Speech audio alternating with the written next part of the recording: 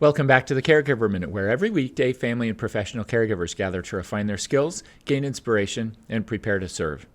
About 12 years ago, I had a call from a very distressed spouse who had been struggling for years with her husband's cognitive decline.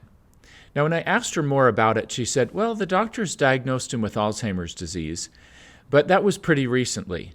She said, I'm so irritated and frustrated because I go to Alzheimer's support groups and nothing that people talk about sounds like my husband. Nothing that I read about in the books about Alzheimer's sounds like my husband. And I said, well, tell me a little bit more. When did his symptoms start? She said, oh, it was like 12 years ago.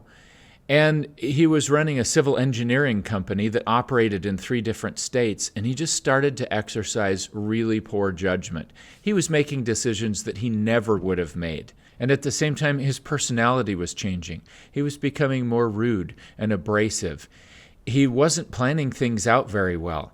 And we thought that he had mental health problems. And he went from doctor to doctor, getting diagnosed with different types of mental health challenges, trying out different kinds of medications, and nothing worked.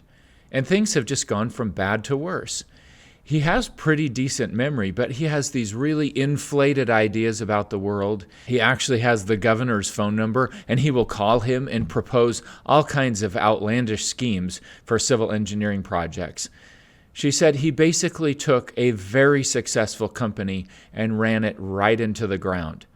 And now things have gotten bad enough that he really does have some memory loss, which led to the Alzheimer's diagnosis. And I said, well, that doesn't sound like Alzheimer's disease at all. I went out to their home and I spent some time with him doing some cognitive testing and interacting with him. And based on the results of the cognitive testing and what I saw with him, I told her, I don't think he has Alzheimer's disease. This sounds very much like frontotemporal degeneration. Maybe you should go to a neurologist in your area who specializes a little bit more in dementia and have them do a PET scan. I bet they would find that your husband has decreased utilization of sugar in the frontal and temporal lobes, and it would warrant a diagnosis of FTD. Well, that's exactly what they did, and that's exactly what the doctor said when they did that brain imaging. Once this spouse knew what to look for, and she started reading books about frontotemporal degeneration and going to forums that were talking about it, she said, wow, that is my husband to a T. That's exactly the way that his symptoms have progressed and the way that things have shown up.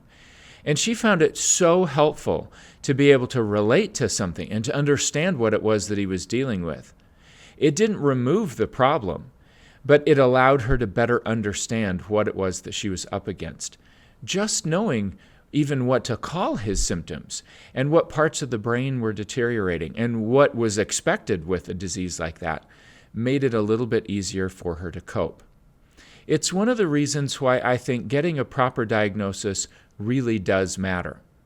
I wanted to share that here on the Caregiver Minute because some of you see many different kinds of people with different presentations in their dementia, and it's helpful to start thinking about the fact that it's not all Alzheimer's disease.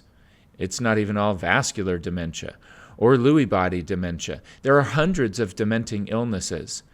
Granted, there are only a few that make up most of the dementia cases that we see, but it's important to become aware of other types of dementia. And tomorrow, we're going to talk a little bit more about frontotemporal degeneration and a couple of different ways it can present itself. Then the next day, we'll talk about Lewy body dementia and some things to be aware of with that. So I hope to see you again soon for another episode of the Caregiver Minute, and I hope you have a great rest of your day.